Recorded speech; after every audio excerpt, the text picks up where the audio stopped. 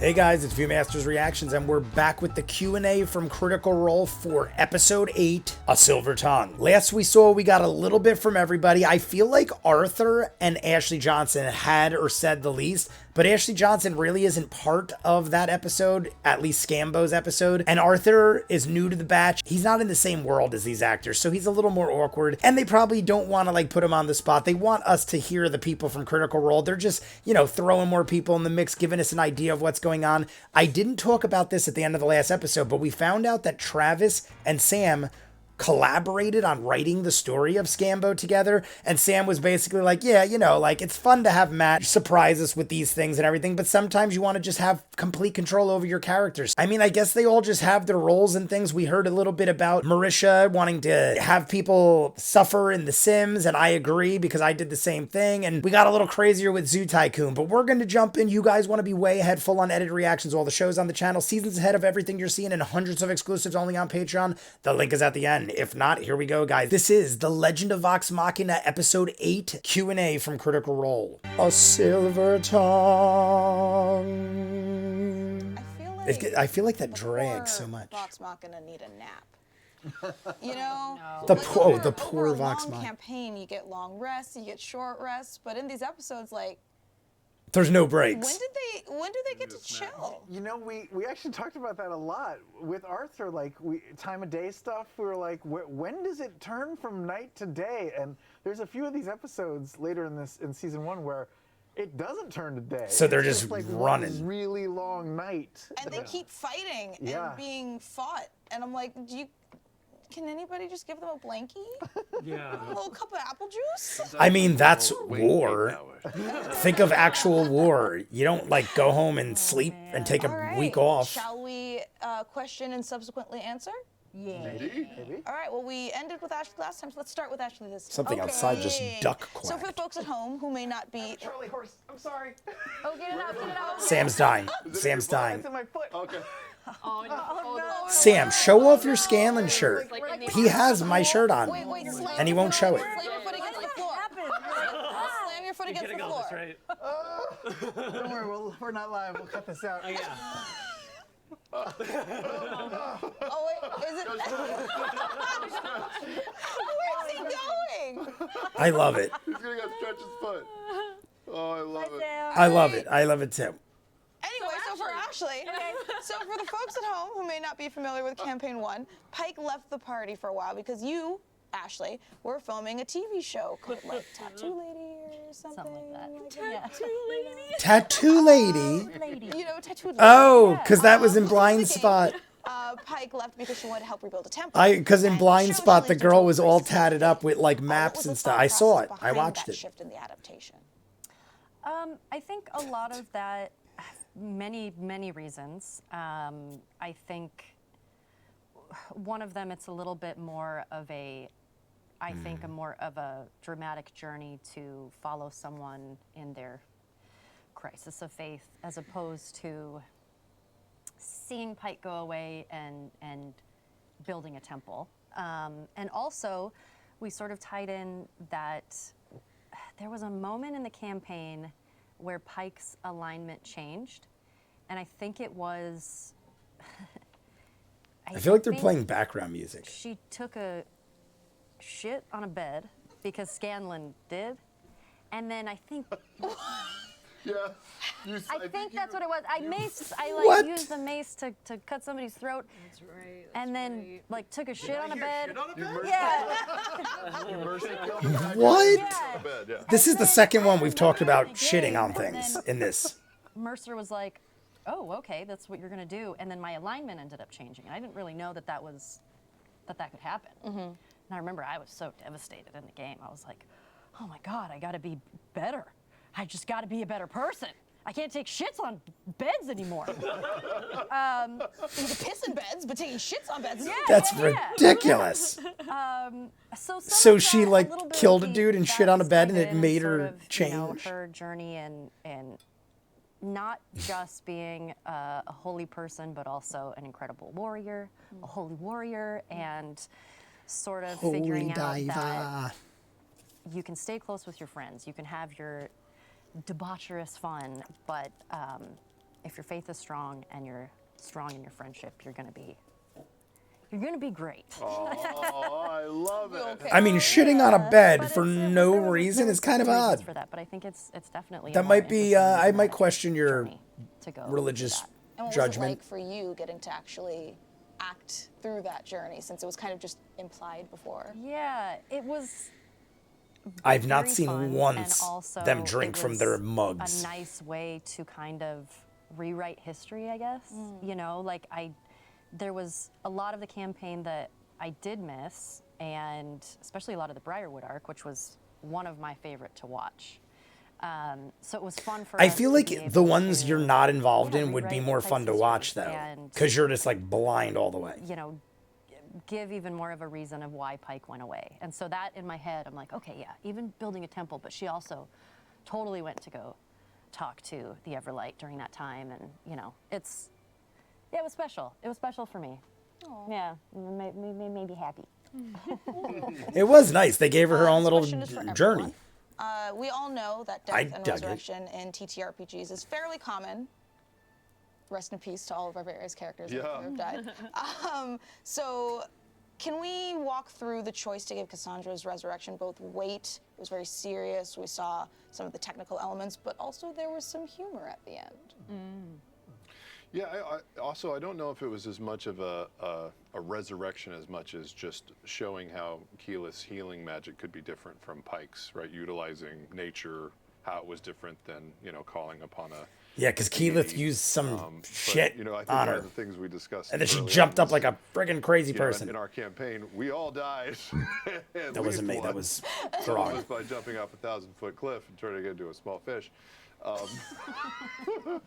And we knew also that, like, you have to make sure that, you know, those moments are important. Otherwise, if you can just die and come back and die and come back, there's not a lot of stakes. So we try and push it as close to that line as we can, so there's some real danger for our heroes. There's like loud shit going on outside. That was key. We can't have a death in every episode, even though that's probably how it would have worked out, because it just makes death sort of meaningless. So Yeah, we spread it that's out my and make it whole thing. ugly and You have to have impactful risk and moments stuff. reward who and knows, feel maybe- it. Maybe we will start killing off our main characters. There's still a few more episodes of this season. Maybe and we should. Maybe we'll switch things up. Maybe it's just being too safe. I can't imagine any of them would die in season 1. Even if they died in campaign, I find it hard to believe they would actually. I mean, I don't know. I find it very hard to believe. Specifically Pike. Marsha? Keep her sidelined all that time and then dies? No, that ain't For happening. you. Are you good? I'm ready. You ready? I'm good. All right. You said before that Keyleth is very much going through a coming of age in this story. In these past few episodes, you see her come into her power more and more. As we pointed out, Keyleth really came in clutch in every moment. So can you tell in us a every little bit moment, more about like all the that time. journey for her and that journey for you. Oh man, it's been so great to revisit because, like, I've said this before. There's plenty of panels out there where I've said this, but yeah, I kind of feel like in a weird way I grew up a little along with Keyleth, like in my adulthood. So kind of revisiting that and retracing those steps and They were in their early getting to really 30s when they appreciate started almost this. from like a third party like, perspective from the this very journey beginning. again. But we talked a lot about just making sure the pacing of it made sense, you know, over because Keyleth was such like a long game character, but you know, 400 hours versus 22-minute episodes is a little bit different. So kind of tracking each step of when she kind of becomes more confident in herself. I feel like they're doing a And so good much of that, job. too, is like reflective in her peers and the rest of Vox Machina believing in her and trusting in her. And you've seen so many of those little moments with her pep talk with Percy and the Keep and Four, and then at the end when, you know, Pike is like, "You're their light now," and all these like little amazing moments that have kind of What is added her? to Oh, it's Sublime. I those love steps Sublime. in her kind of I wasn't getting even more- looking at her more shirt. confident in herself and her ability. And One of then, my yeah, favorite kind of bands growing up. Stuff like Sam was talking about, kind of trying to track all of these characters and how they grow and progress, not just in their powers and abilities, but as people as well. And I'm rambling a little bit, but Mary Elizabeth. That's what we McGlynn, want. This is the amazing voice point. director, I have Ramble. to shout her out too because she was really great at Narration.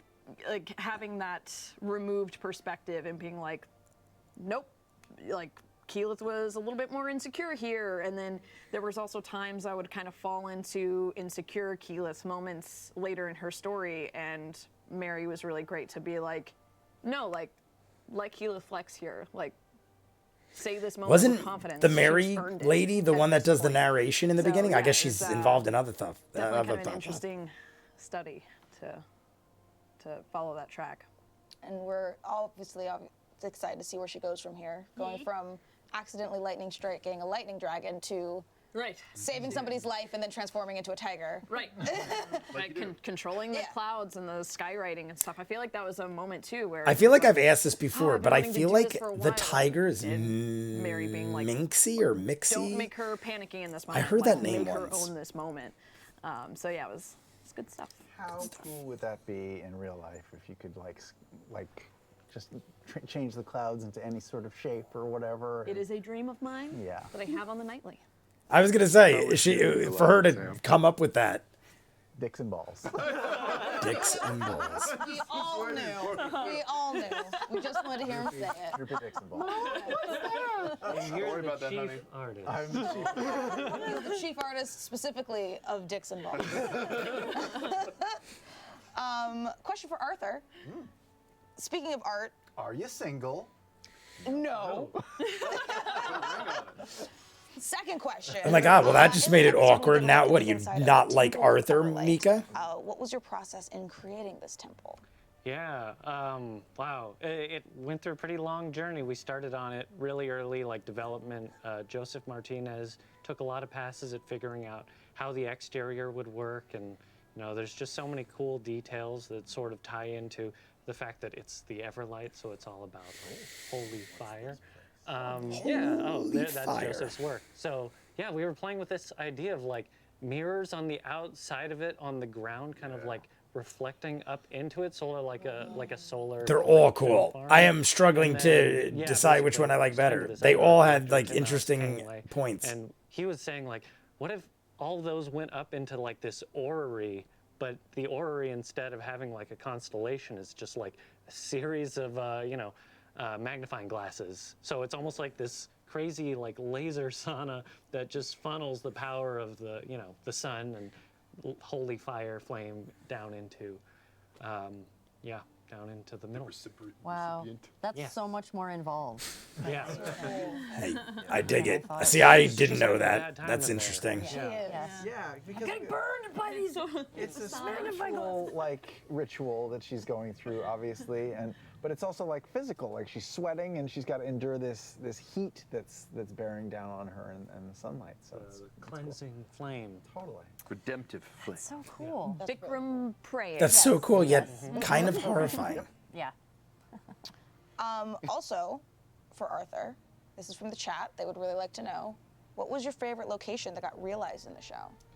Oh man. God, what a good question. Yeah, well, honestly, we spent so much time in Whitestone, and I'm really, really happy with how it all came out, especially what we're about to watch is a very good case for how we really fleshed out the city, and you get to experience a lot of it this season, and I'm just so happy that it came out as good as it did. Was that a such good setup? answer. You didn't talk about the back 3 episodes of season 1 or anything else? That was so good. I was gonna say, like, no spoilers, but I feel like it's coming. Yeah. All right, guys, so that was episode 8, A Silver Tongue. I feel like that would be the shortest, or is the shortest, of this group of 3 at least. The first one was maybe 25 minutes by the time I was done, and the next one is over 20 minutes, just the Q&A itself. But that makes the most sense because that is probably the biggest reason they have Ashley Johnson on this episode. It is episode 9. I'm assuming you've seen it, so spoiler alert if you haven't, but Pike is pretty important. She drops a bomb and kills like 36 undead according to the actual campaign from what I saw, because I did watch the comparison videos of that, but that's in the next one. So let's talk this. We see more art. We see the temple. The temple looked pretty cool. The temple is one of those things where I could pretty much go with any design they picked. Everyone had an interesting look. Then they came up with designs for what to me resembled stained glass, but they used all of them, I think he said, and then made magnifying glasses that beamed the sun down the middle and into Pike.